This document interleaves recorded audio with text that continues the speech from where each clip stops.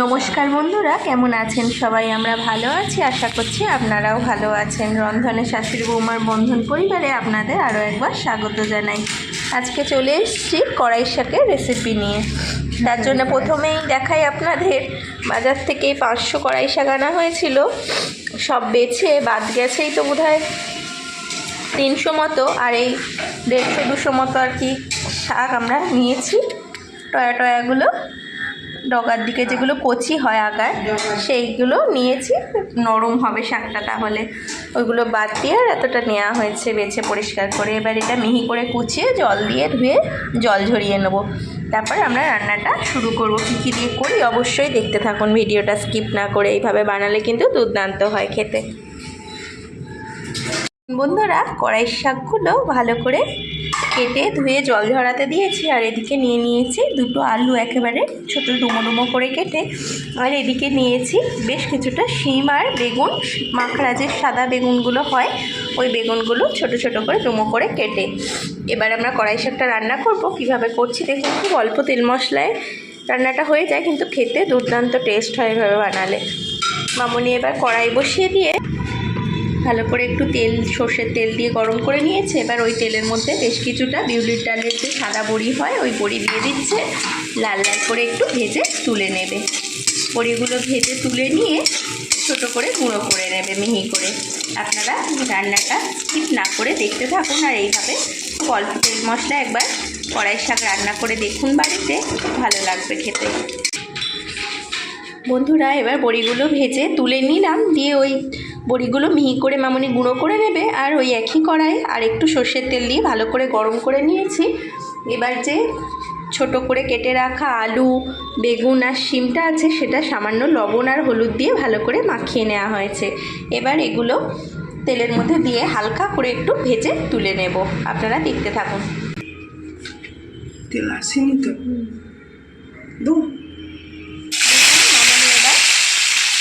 সবজিগুলো তেলের মধ্যে দিয়ে দিচ্ছে। আপনারা এরকমভাবে শাকটা করার আগে সবজিগুলো একটু হালকা করে তেলে নেড়ে নেবেন, তাহলে দেখবেন শাকের টেস্টটা আরও ভালো আসে। কড়াই শাক কে খেতে পছন্দ করেন কমেন্ট করে জানাবেন। যারা পছন্দ করেন না, তারা এভাবে বানালে কিন্তু খুব পছন্দ করবে, খেতে খুব সুস্বাদু হয়। এমন কিছু মশলাই লাগে না এতে, নিরামিষ রান্নাটাও বলতে পারেন। এবার একটু হালকা লাল করে সবজিগুলো ভেজে তুলে নেব। এই দেখুন বন্ধুরা, সবজিগুলো হালকা লাল করে ভাজা হয়ে গেছে। এরকম অবস্থায় এবার তুলে রাখবো। দিয়ে এবার একই তেলের মধ্যে, একই কড়ার মধ্যে আরেকটু সর্ষের তেল সামান্য একটু দিয়ে শাকটা আমরা বসাবো। আপনারা দেখতে থাকুন। দেখুন বন্ধুরা, ওই আরেকটু তেল দিয়ে গরম করে নিয়ে এবার মামুনি দিয়ে দিচ্ছে দুটো শুকনো লঙ্কা, সামান্য একটু 5 ফোড়ন। শুকনো লঙ্কাটা একটু তেলে নেড়ে নিয়ে হালকা করে এবার মামুনি ওই তেলের মধ্যে দিয়ে দিচ্ছে খেসারির কড়াইয়ের শাকগুলো। আপনারা এভাবে করেন নাকি কীভাবে করেন সেটাও কমেন্ট করে জানাবেন, আপনারা কেমনভাবে করেন। দেখুন মামুনি কড়াই শাকগুলো এবার তেলের মধ্যে দিয়ে দিল। এবার দেখুন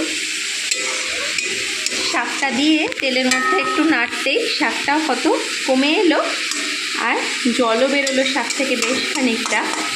এবার তেলের মধ্যে মামুনি হালকা করে নেড়ে নিয়ে উপর থেকে ভেজে রাখা সবজিগুলো শাকের মধ্যে দিয়ে।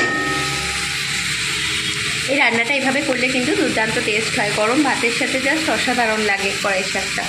কড়াই শাকের একটা নিজস্ব গন্ধ হয়, তার জন্য কোনো আদা রসুন এতে কিছুই লাগে না। দেখুন মামুনি এবার ভেজে রাখা সবজিগুলো ওপর থেকে দিয়ে দিচ্ছে, বেগুন, আলু আর শিমটা।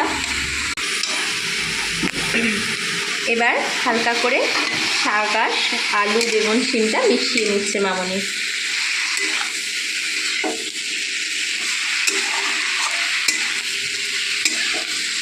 এবার দিয়ে দেবে পরিমাণ মতো লবণ। আলু বেগুনে যেহেতু লবণ ভাজার সময় লবণ দেওয়া ছিল, সেহেতু লবণটা অল্প করেই দেবে।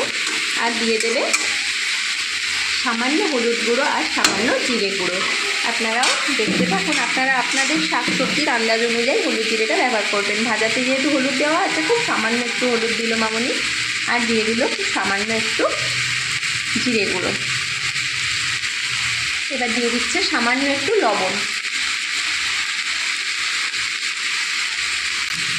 দেখুন মামনি এবার পরিমাণ মতো লবণটা দিয়ে দিচ্ছে, আর দেবে সামান্য চিনি। শাকে তো একটু মিষ্টি দিতেই হবে। আপনারা আবার হয়তো বলবেন যে আপনারা তো সব রান্নাতেই দেন, আমাদের বাড়িতে একটু মিষ্টি পছন্দ করে, যে কোনো তরকারিতে একটু মানে মিষ্টি নয় কিন্তু ওই কষ্টা ভাবটা কেটে যাওয়ার মতো আর কি, টেস্টের ব্যালেন্সটা ঠিক থাকবে, সেই জন্য দেয় মামনি। একটু দিয়ে দিল সামান্য একটু চিনি। এবার এটা ভালোভাবে মিশিয়ে দেবে সামান্য একটু জল।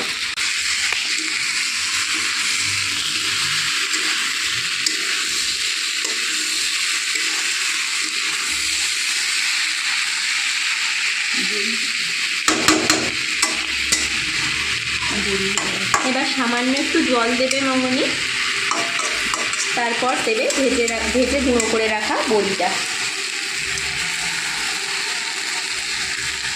এই তরকারিটা রুটির সাথেও খুব ভালো লাগে।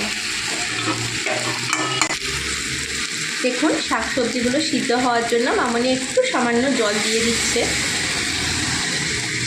খুব বেশি দেওয়ার দরকার নেই, এটা গামাখা তরকারিটা হবে।